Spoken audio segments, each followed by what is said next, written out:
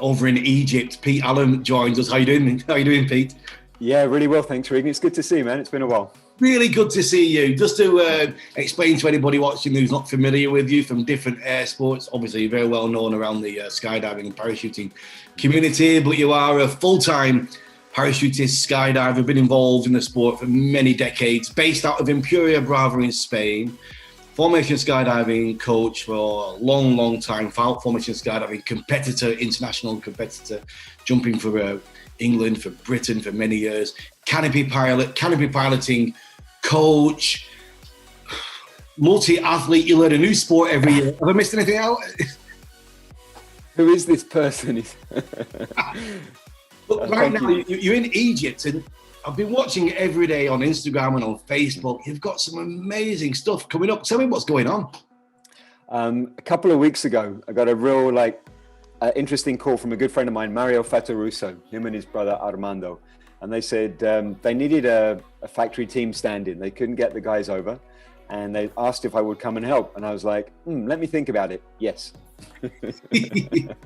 And what is it? What kind of an event is it? What's happening? So what's happening is they want to really move skydiving in Egypt. They want to move it forward. Rather than just having the military side of it and the events, which have been working for a while, they want to get something moving for tandems and regular skydivers to attract locals to skydive, but also bring foreigners to skydive as well. And so Skydive Pharaohs, that's the company that's doing it. Ahmed Biondi and Air Hub, maybe you know some of those guys. I'm sure you'd recognize them for sure from Egypt. They've put this whole thing together, and they have been the most hospitable host you could imagine. I mean, we've been doing different things every day. Started at Giza, the pyramids, and then went to the new capital. Oh, sorry, there was a jump into the Nile in between. Yeah. Then we moved to the new capital, which is just to the southeast of Cairo. And last night they put us on a bus. I didn't know where we were going. I woke up this morning, opened my hotel room, and we were on the Red Sea. And it's just stunning, mate. Really nice. Yeah. Beautiful place. I've done a couple of jobs in Egypt over the last 5 years. The welcome is incredible, isn't it? They're so hospitable. Yeah, incredible. And I got in touch with you a couple of days ago. Reddit was blowing up. People on Reddit were at the pyramids on the 3 nights ago, I think the third nighttime, looking at the beautiful pyramids. And they saw this, what they thought was UFOs in the sky. There was lights moving. The video is brilliant. We'll put it on here afterwards. But there's lights moving and people are like, oh my God, what's happening? Who was that then? I think I might know who that was, Regan. So one of the things they asked us to do was put on a whole bunch of pyro and jump out at night over Cairo. And so we said, yeah, let's get on it. And so they had Chris Gay and the crew guys. Yeah. They built a 9-way diamond and they had pyro all over it. And then myself, Armando, and Mario, we kind of swooped by Cheops's pyramid and landed. And so that's exactly what they were looking at. They were looking at pyro over Cairo. Pyro over Cairo. I love it. Is this your first time jumping in Egypt, Pete? Have you been to one of the other events before? No, this is my very first time. I do owe beer for that. I recognize that. Well done, Regan. Yeah, very first time in Egypt, and I can't wait to come back, to be honest. How is this your last day? Do you have more days? This is our last day. We literally just landed on the beach outside the hotel. I did a video of a tandem on my last jump. They had one of the local football stars from Ali Football Club, a guy called Ahmed. He retired a couple of years ago, and they said, will you come and we got a VIP, come and film, and he just had a biggest grin on his face. You know, I think he's going to be back. Absolutely amazing. Who else has been there apart from the Fataruso brothers and yourself? You said Chris. Chris Gay and his bunch of crew dogs. Mikey Paolin, Hank, Eduardo, Gustavo Cabana has been filming all of that stuff and doing an amazing job. Maybe you've seen some of the pictures he's posted. It really, he's the true professional. I'm the one that's just filling in, and you should see some of his pictures. So yeah, that's it pretty much. The crew guys and us. Yeah. Fantastic. And how was the travel situation, Pete? Did you come from Spain? Where did you travel from? I did come from Spain via Turkey. I had to have a PCR test, which is pretty standard, as we know, around this part of the world. And it was okay. It was really okay, actually. And I'm doing, obviously, another PCR test. We did it a couple of days ago for our trip back. So. Yeah, it's not the easiest, but I'm just so grateful to be able to travel in this time. I know there's a lot of people that can't. Yeah, I mean, for myself personally, not travelling at the moment here in Montreal, it's fascinating to see your adventures. You've managed to get out and about to a few places over the last few months, haven't you? Yeah, yeah. I was in Dubai about a month or so ago. I know that was your old stomping ground. That was good. Portugal, but all the time, just trying to stick with what local regulations are. Just trying to be totally respectful. You know, you go to some places and it's quite severe, so you know, there's a lot of social distancing, mask wearing.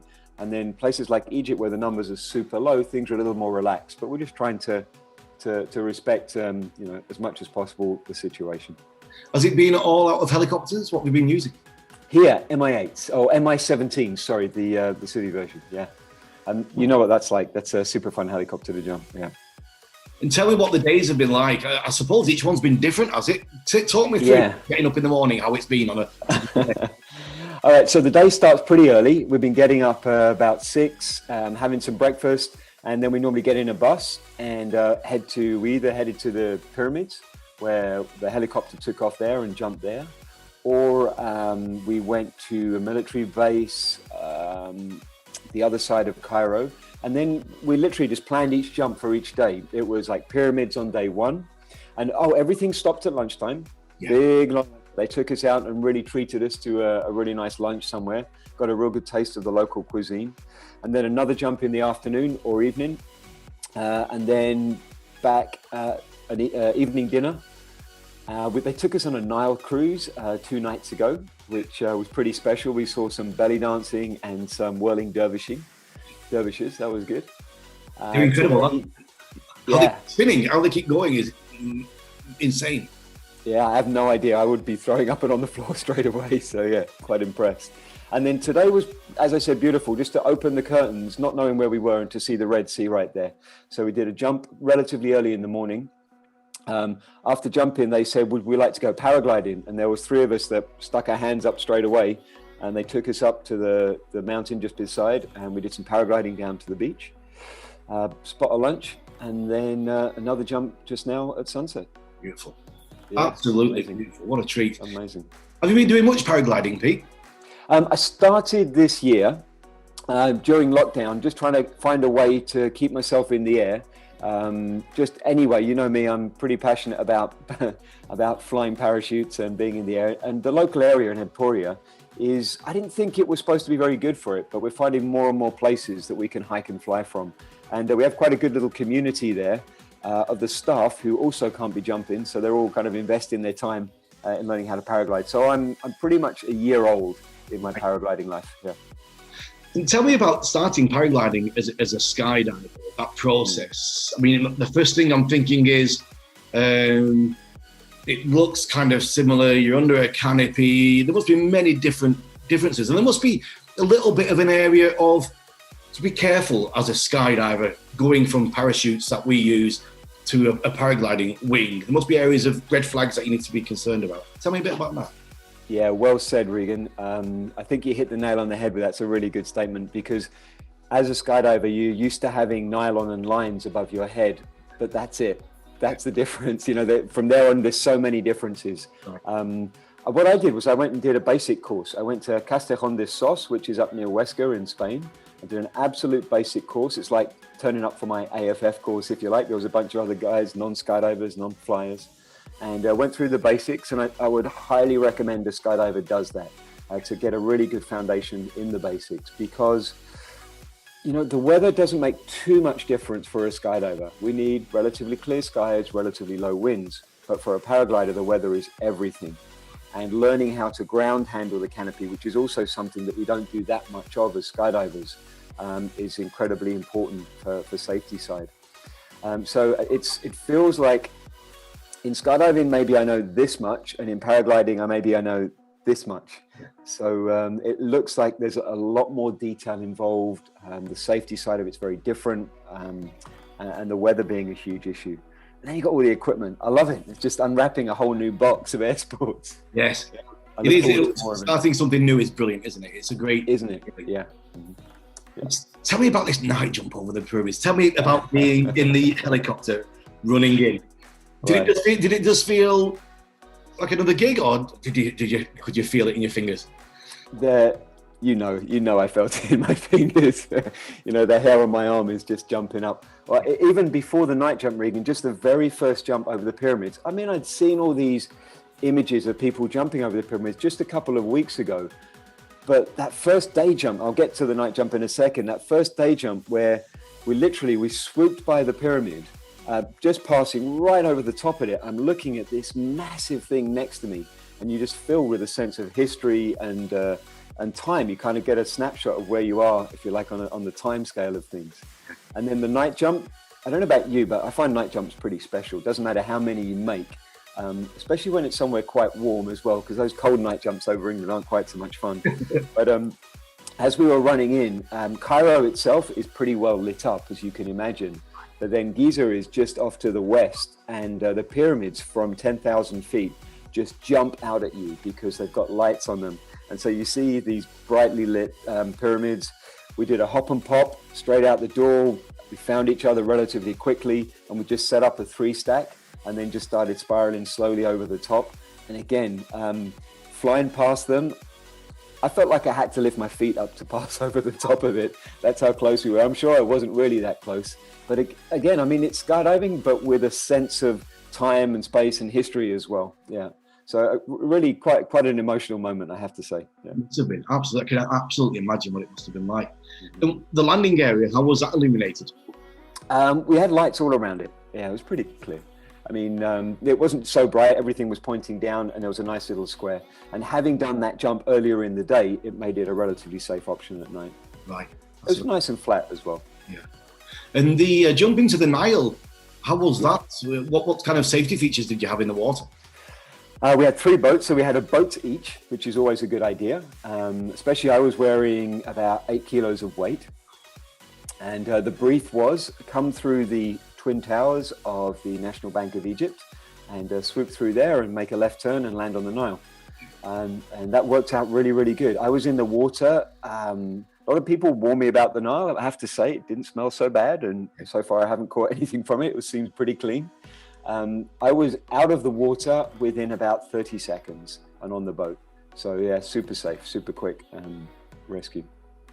Wow, it looks absolutely amazing, Pete. It looks like you've had an absolute ball there. It really does. Waking up over the Red Sea, what was that? What's the resort like where you are? It looks gorgeous. Yeah, I don't know if you had a chance to look at it on Google, but it's right next to the Red Sea. There are mountains behind that are kind of 1,500 feet. It's called Galala area, and it's the Tulip Resort. Like big rooms. I went to the toilet this morning next to breakfast, and you could play tennis in it. That's how big it was.